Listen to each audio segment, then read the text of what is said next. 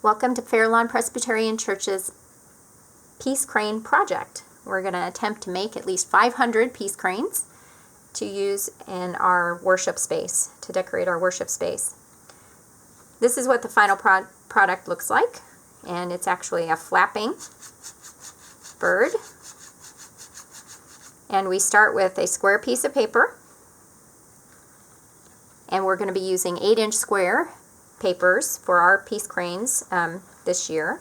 And it's helpful if you have some type of a tool that can help you make your edges nice and crisp, your creases nice and crisp. With origami, one of the most important parts is to fold and crease well. And so we're going to take some time right now to get started on some creasing. I just have a popsicle stick. You can use a letter opener. You can use your fingernail as well.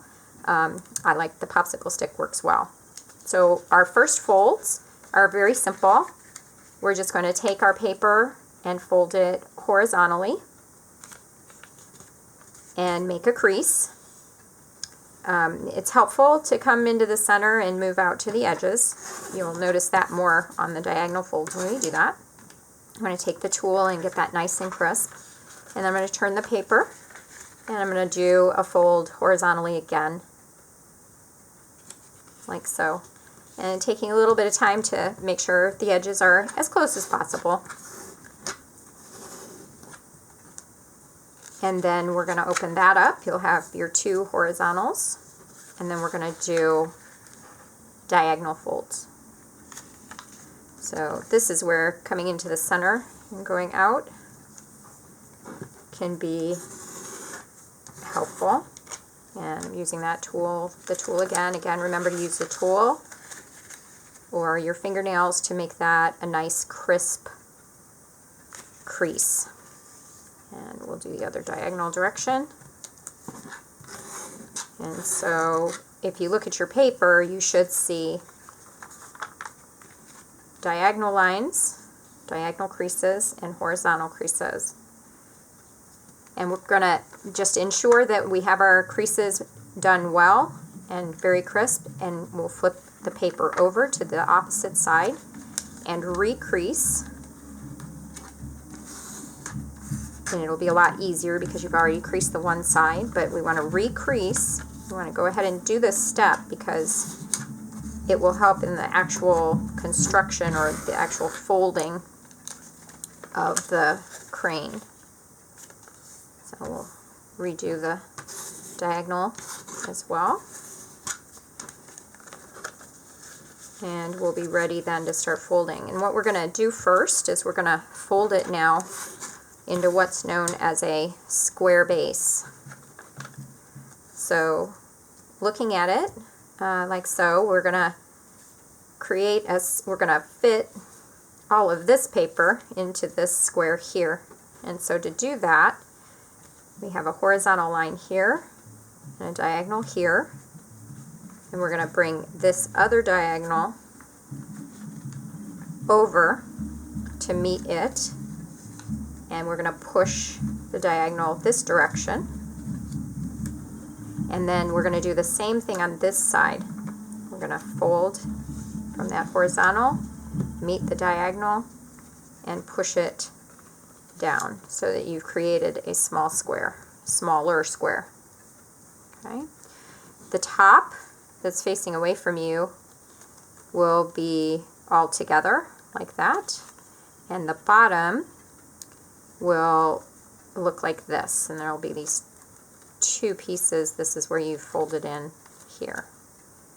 So now it's time to do a little bit more creasing, and with the open section towards you, you want to take one corner and you're going to use your diagonal line, diagonal crease that you've already made, and you're going to take your corner and line up that edge with that center. And you can move the paper however it's most easiest or convenient for you to accomplish that, and then be sure to use your tool or your fingers to crease that. We want to make that a nice crease. So before we flip it over, we're going to go ahead and crease it the other direction again too. Right. And again, remember, creasing and taking the time to do that will make putting your crane together, folding your crane, creating your crane a lot easier. Okay, so there's one side, and we want to take it and flip it to the other side. And you're going to do exactly the same thing. You're going to line up that edge, doing that corner over to the center diagonal line on both sides.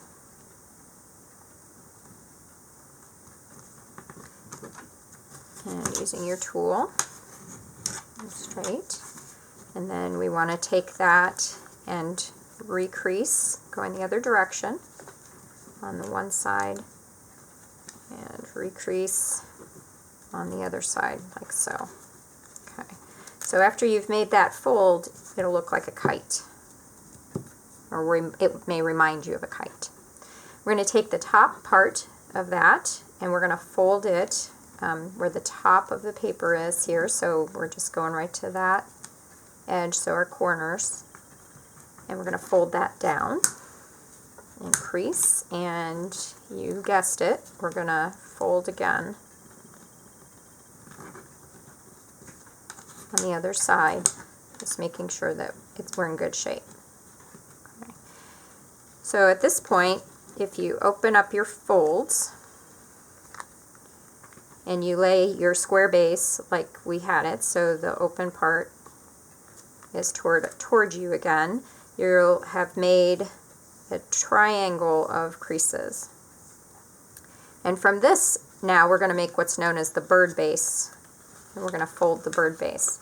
So taking your finger and placing it at the top to hold it here, you want to take the first flap and push it back. If you've creased well, this process, which is a little awkward, but it should work out okay, and should fold, the paper should fairly easily give and fold. And you can take your tool, and once you've got it laying flat like that, take your tool and crease that again. And you're just going to take your paper and fold it to the other side. You're going to do exactly the same thing.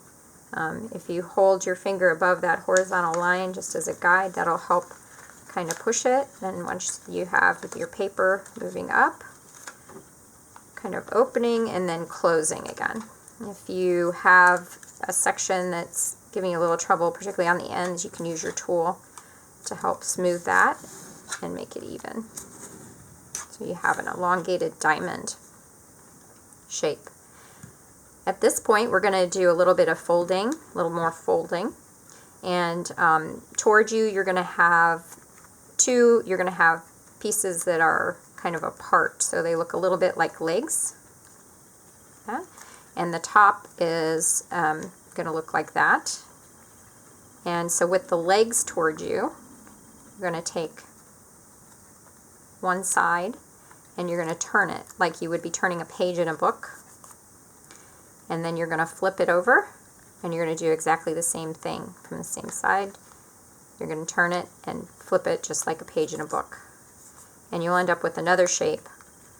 Still elongated diamond, but it looks a little bit more like a fox or a coyote or something like that, because your legs that were at the bottom have now become what look like ears at the top.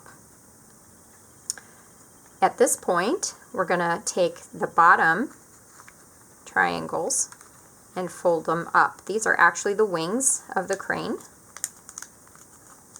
And so we're going to put the wings up. You're going to turn it over and do exactly the same thing on the other side. Lots of mirrored folding in origami. And then you're going to have a triangle, and then on the inside those ears are still there in the center, but they are actually now they are the crane's head and tail. And to pull those out, we just take them and pull it out gently at a slight angle, not all the way, but a slight angle, and pinch the bottom, fold. And you're going to do that on the other side, and it can be roughly about the same. Looks a little bit like a crown at this point.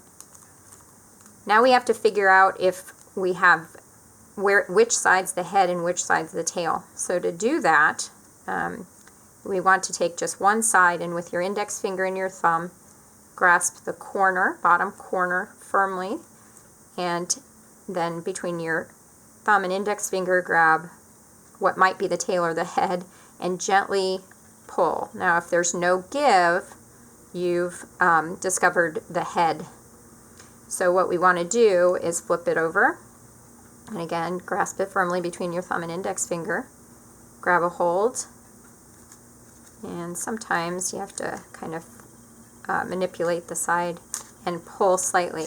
There might be a little bit of resistance, but you should be able to pull it enough to be able to figure out that it's flapping.